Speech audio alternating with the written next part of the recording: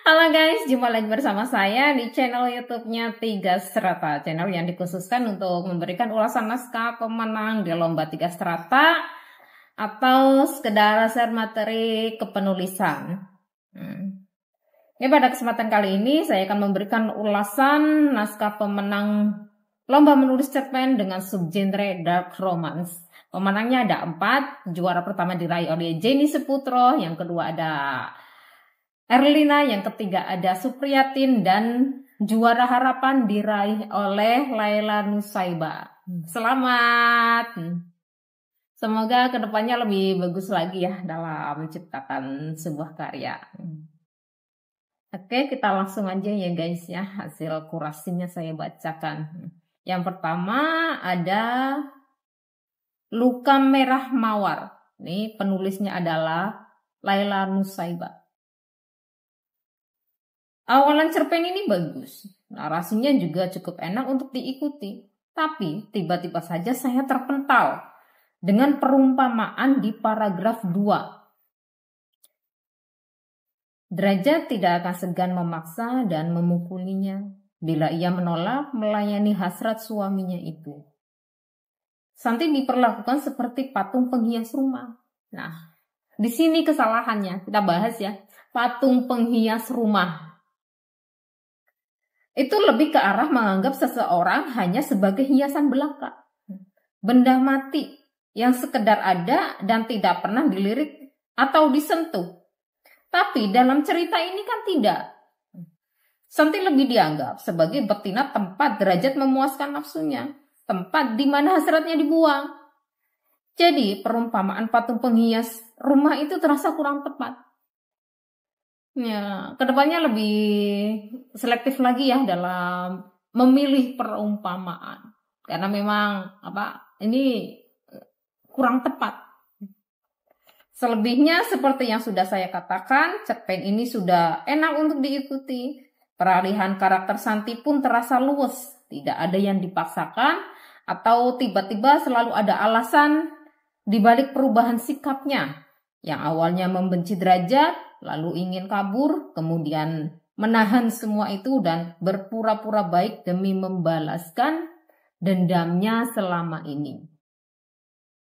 Sebuah kisah yang sebenarnya cukup bagus, meski tidak benar-benar mampu mempresentasikan genre dark romance.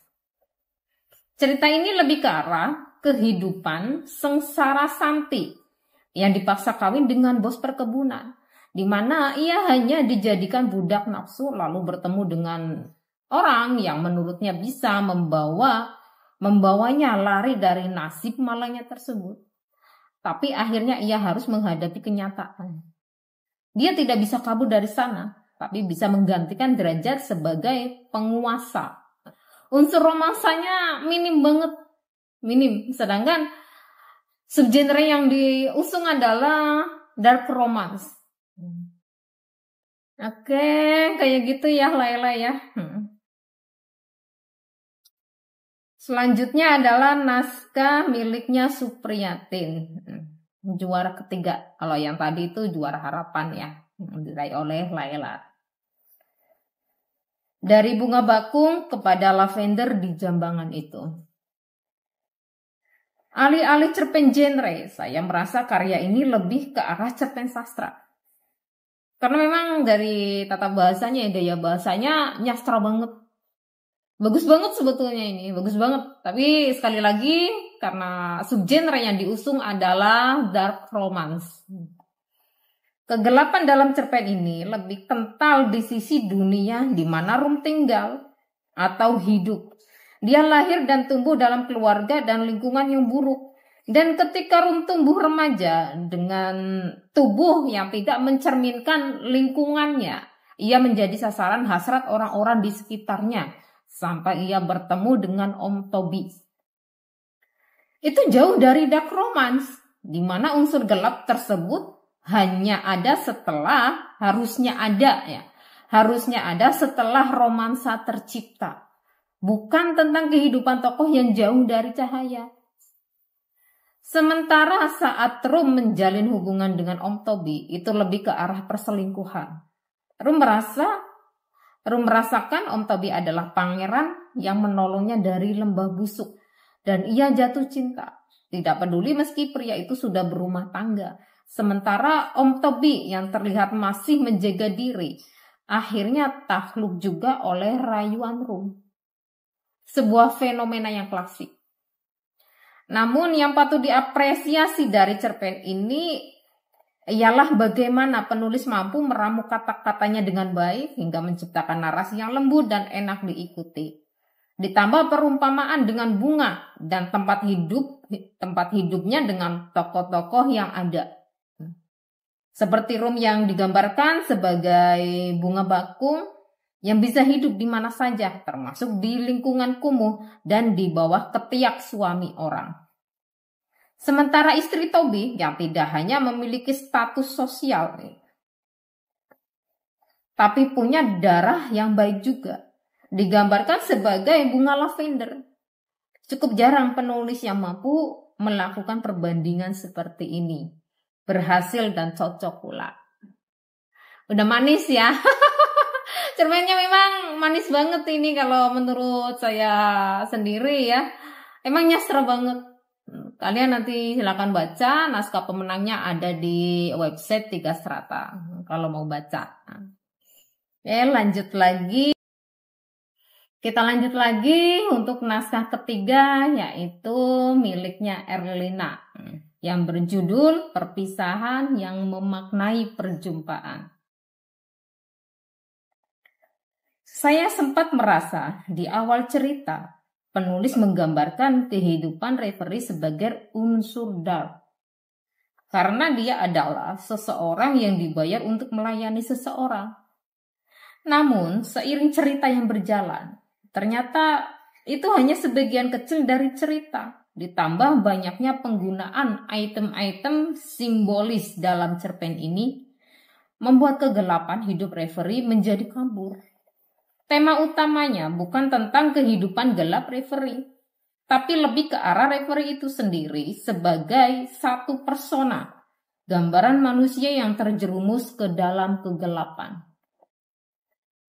Dari sisi lain, tokoh pria di sini adalah antitesis dari semua itu. Dia manusia yang mendekati sempurna dan hidup di tempat penuh cahaya. Reverie mencintainya karena dari pria itu dia bisa menemukan hal yang membuat hatinya merasa damai dan melupakan dirinya sebagai manusia cacat. Namun, manusia yang cacat tidak akan pernah bersama manusia yang hampir sempurna.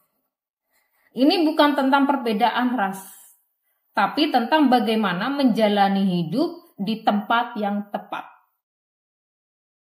Jika disederhanakan, Reverie adalah gadis kasta bawah, di mana ia harus bekerja untuk tetap melanjutkan hidup.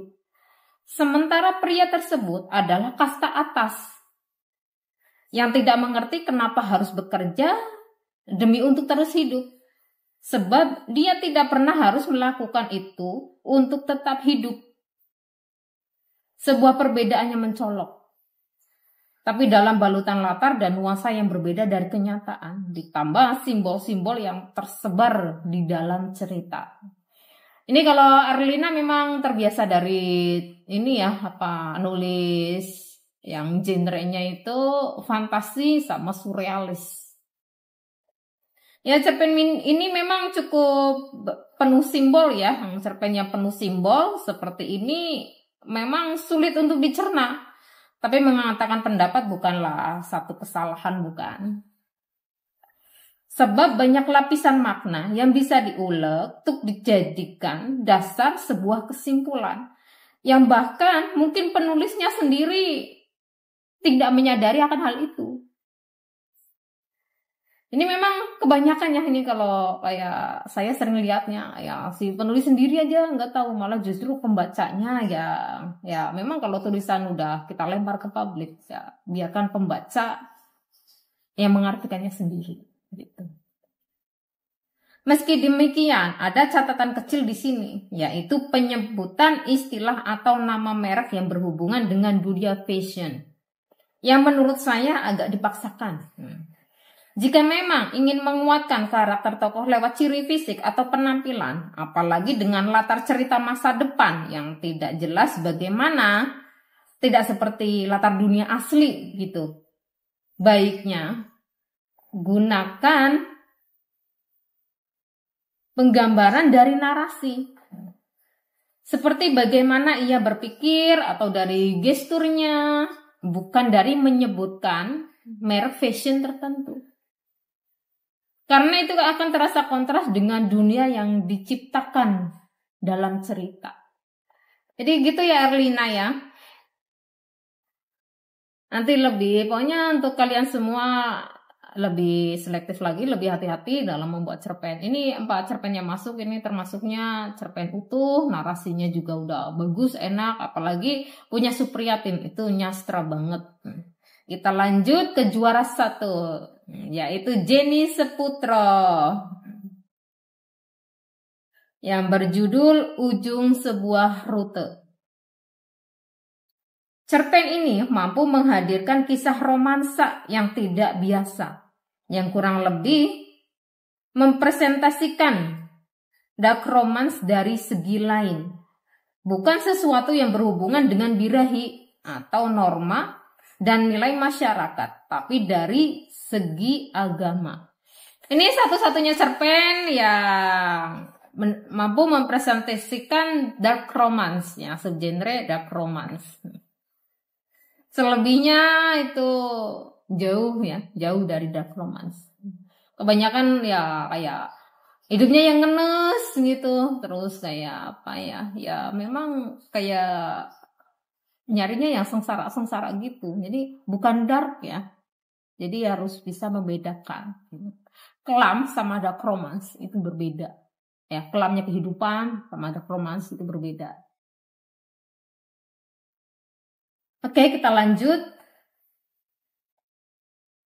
Meski saya tidak terlalu paham bagaimana struktur pemuka agama di dalam agama tersebut, tapi dari narasi dan pembawaan cerita yang tenang, apalagi ini dari sudut pandang perempuan yang bukan dari gugus pemuka agama, membuat saya bisa merasakan gejolak untuk meraih kebahagiaan yang selama ini tokoh utama inginkan, yang terbentuk oleh agama dan Tuhan yang dipilih oleh Fidaris.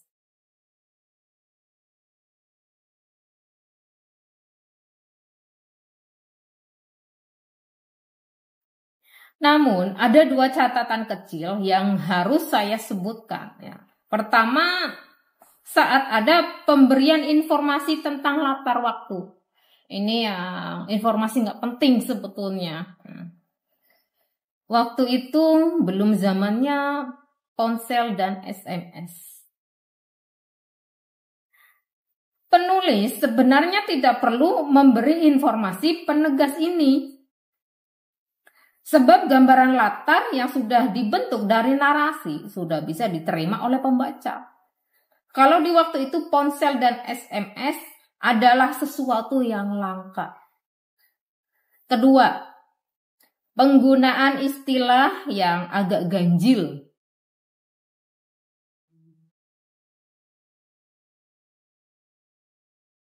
Kami seiman, tetapi Robi bukan penganut yang takwa. Istilah yang sangat kental dengan agama Islam yang rasanya tidak cocok diucapkan oleh penganut agama Kristen. Apalagi untuk menyatakan sesuatu tentang pergi ke gereja atau tidak. Dalam arti lain, sering pergi ke rumah ibadah disebut takwa. Jika tidak, maka sebaliknya tidak takwa. Sementara dalam agama Islam sendiri, kata takwa tidak sesimpel itu. Orang Islam yang selalu pergi ke masjid, sholat tidak pernah ditinggalkan, berpuasa penuh, zakat, bahkan pergi haji.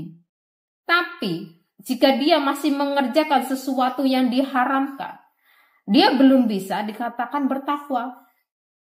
Jadi, itu bukanlah istilah yang tepat untuk digunakan di sana. Alangkah baiknya jika istilah tersebut diganti dengan sesuatu yang lebih universal. Semisal taat. Kami seiman, tetapi Robi bukan penganut yang taat. Jadi ada 2 ya Jen ya, itu aja. Selebihnya bagus, dan ini satu-satunya naskah yang mampu mempresentasikan subgenre dark romance.